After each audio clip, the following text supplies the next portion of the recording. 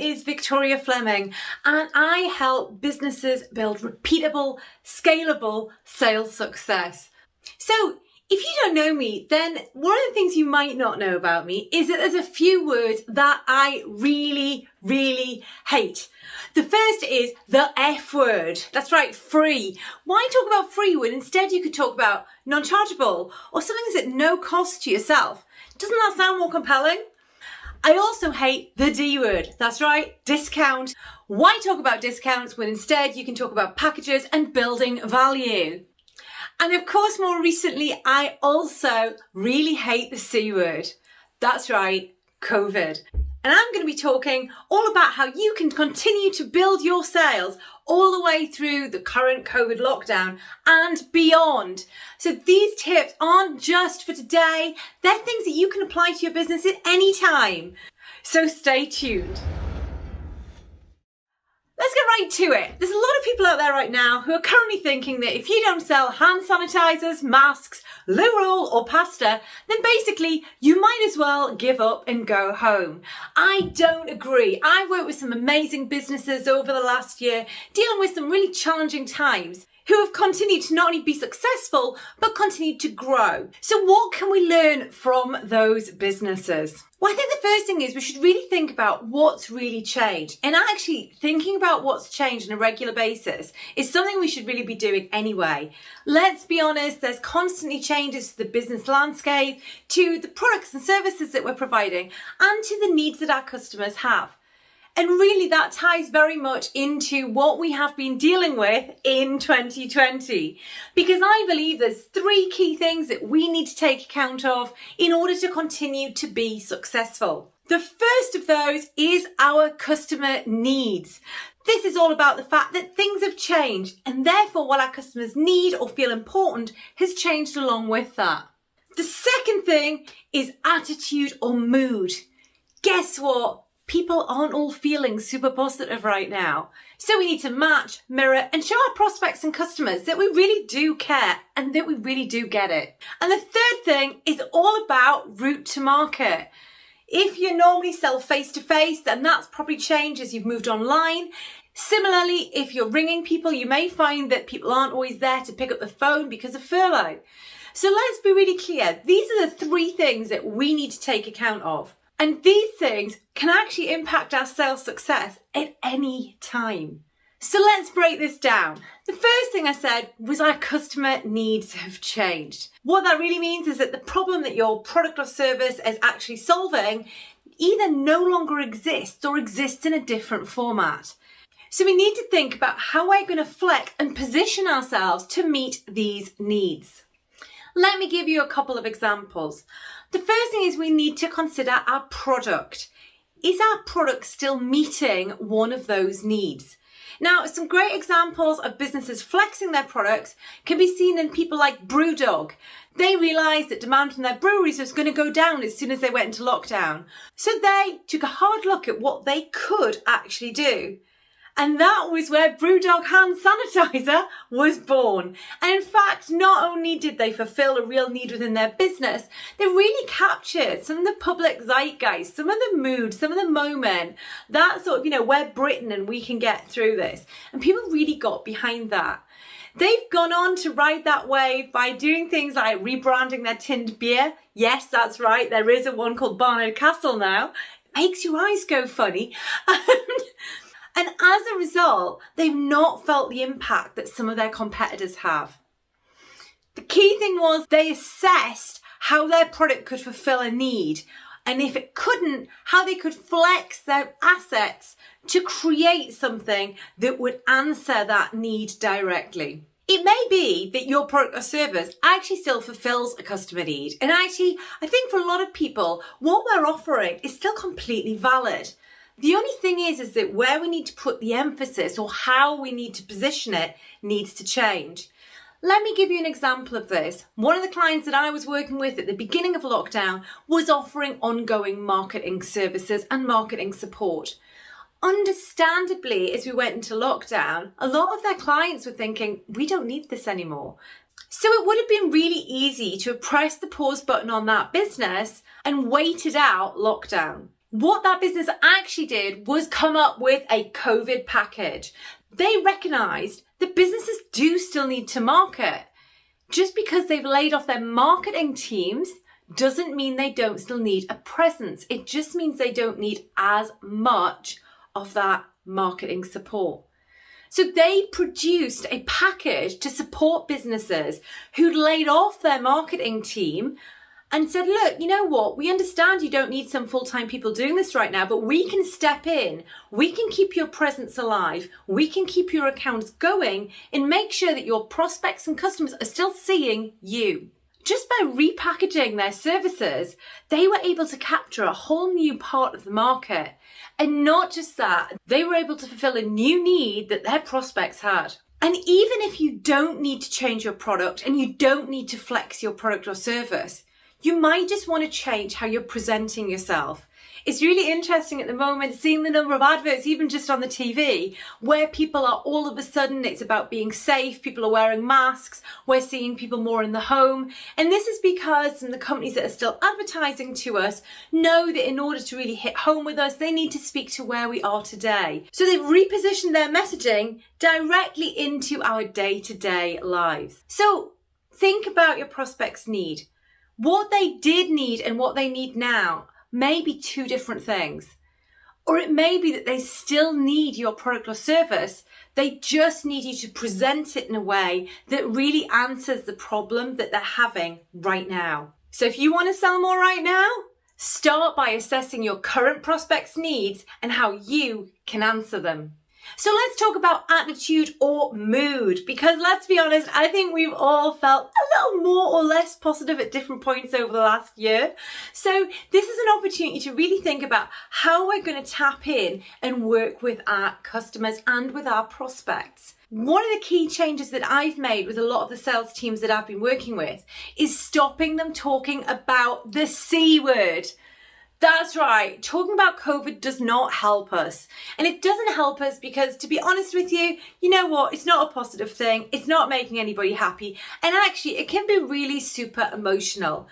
And generally, the conversation that we're looking to have as a business is not an emotion-led conversation. But just because I'm suggesting that you don't use that language doesn't mean that you should completely ignore it, because that makes you look like you're stupid. So one of the things that I know we've had great success with has been about changing that opening. So instead of when you're starting to talk to people, start to say, oh, how are you coping? How are you managing with COVID?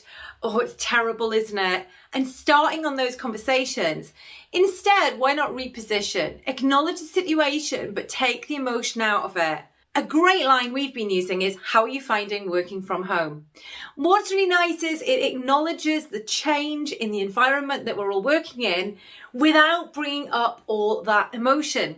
The other great thing, and especially if you're a B2B business, is that's opening a conversation about how they are currently operating as a business. Ding, ding, ding. You're now finding out key information that can be helpful to you as you progress that sales opportunity. So think about your language and the questions that you're using. Now, the other thing to think about, of course, is that when we're coming to do sales work ourselves, we actually need to be in the right place and in the right frame of mind. Because remember, we want to be happy, upbeat, excited about talking about our products and services. If you have a call scheduled and you're feeling really down, that is going to totally come across. So there's a few key tips that you can take, whether you're working at home or if you're still in the office, that can really help your sales success, especially at this point in time where I think everyone's day-to-day is a little less structured. The first thing is to start to plan your sales time. Are you going to spend an hour, 2 hours, 3 hours in a given day on sales work? If you're a salesperson, what sales work are you going to do and when? I always really recommend batching things together. Get your prospect calls in one pot, get your existing customer contacts somewhere else, so on and so forth. That's really helpful because it breaks up the day and it breaks up your mood. The other great thing is, if it's in the diary, you really should do it so you can see it coming. And then you can plan to get yourself in the mood. Now, I have a few top tips here, and I get it's a little bit harder, especially if you're home alone, as to how you motivate yourself to make those sales calls, do those sales meetings online, or even to get involved with a bit of the DMs that are going backwards and forwards at the moment. I always massively recommend giving yourself a bit of a target and a bit of a mood boost. So how do you do that? Well, first of all, for any sales session, I would always recommend you sit down and set some key targets. That might be about the number of people you talk to. It might be about the number of people you present your product or service to. But set a couple of targets, and those targets aren't always to sell something, because as we all know, sales is a process. It would be amazing if we picked up the phone and made one phone call and then they bought. But in reality, people take a little bit more time to get to know us and to understand exactly the value that we can offer them before they make that decision. So make sure that you're targeting on some of those steps in the process, so you're successful every time you sit down to sell. I'd also massively recommend some sales music to sell to. And that's really just getting some like really jazzy tunes. Have a little bit of a boost to your mood. Get some music you love that gets you excited. Have a dance around the room. Do whatever you like. But you know what? Getting that mood up, getting those endorphins going can be super helpful. And equally, there's loads of old salespeople tricks out there. Things like standing up while you're making calls, taking power poses to make sure that you've got all the right testosterone and confidence rushing around your body. But really what it's actually about is about making the decision. I am going to be positive on these calls, and I'm excited to have these conversations. So you always want to ensure you go in super positive, especially as not everybody who you're dealing with is necessarily going to be in that frame of mood. I'd always suggest that you match and mirror a little bit, but don't let that drag you so far down. And remember, really, although we do want to have a relationship and a great conversation with someone, that does mean that we want to have a business conversation.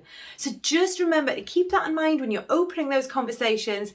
How do you open a business conversation rather than a highly emotional conversation about the current situation? The third thing that we need to think about is our route to market. Oh my goodness, it's all changed. All of a sudden, events are online. We can't go face to face in someone's office. Driving up and down the country to go and do a sales demo all of a sudden just isn't a thing. Some people are no longer picking up the phone because they've been furloughed. Business structures have changed. Exactly how we sell and that route to market has changed. So that means we need to think about how we're going to contact our prospects and how we're going to start to bring them into our sales funnel. And what does that sales funnel even look like? Well, some of the businesses that I've been working with have been having great success with some of those old staples like webinars. Who knew? But actually a compelling online event can be super helpful as long as it's interesting, high energy, and is not just about sales. Free events and things that offer no value are things that people still don't have time for. You should also be thinking about great online meetings. This might be Teams, Zoom, Google, whatever. But you and your sales team should be equipped to have the very best quality meetings at the drop of a hat. And yet, people are still making key mistakes. Just a few things can really raise the professionalism of the conversations that you're having in these environments. Make sure you show up on time. Make sure you're wearing headphones with a mic on to minimize background noise, which can be so distracting. Make sure you've got your kit ready to go. You know, if you're going to show software, make sure you're ready to share the screen and the screen's on the right page. This is like sales 101. Do your prep. What I've been seeing increasingly though is because we're online, people are actually allowing that to slide. I understand we're all in challenging times, but equally, you still want to present your business in the most professional way that you can and ensure that customer can quickly build trust with you. And that's so much easier to do when you're running a really slick meeting. And just because it's online, don't forget, use an agenda. This is one of my bugbears. Agendas are your way to win the day when we're talking sales. You have short periods of time with people and you've got a lot to cover. Equally, you want to ensure that you know what they're expecting from those meetings. So if you don't use an agenda or you don't know how to, that's definitely something that you can look at straight away. I think the other thing is as well, not everything has to be online. One of the clients I've been talking to recently has had amazing success with leaflets of all things. That's right, they've gone out and they've actually leafleted their local area. What's been really helpful about that is that they're a B2C organisation, and in doing so, they've talked to loads of people because people are around their houses at the moment. And because she was doing this for her own business, every one of those conversations was a fantastic sales opportunity. And you know what? People really appreciated the fact that it was a person there actually bringing some information personally to them about their own business, rather than like a marketing company doing a leaflet drop, which can be really anonymous. So think about, how can you be a bit different? Everything's online at the moment. How do you make yourself stand out? How can you be more personal? And how can you show the person behind the business? So what are the key things to think about? I think the first thing is to drop the C word and start being more successful with our sales, which, let's be honest, is what we all want. So don't let it be an excuse. There's always something that we can do, and there's always a way we can progress. So this is all about taking the time out to think about how we can rather than how we can't. Remember to be flexible. You can be flexible about your product, about the way you present it. It might be that you package up what you deliver a little bit differently. But listen to your customers, listen to your prospects. What do they need from you right now? And how can you deliver that for them? And I think the other thing is really to give yourself the space to be successful at sales. Sales doesn't happen overnight. You need to carve out a little bit of your day, all day, every day, in which you're going to sell or undertake some sales activity. So think about your plan, think about your targets, and celebrate that success. You know what? Sometimes right now it's a success just to get to speak to the right person. So pat yourself on the back and really think about your route to market.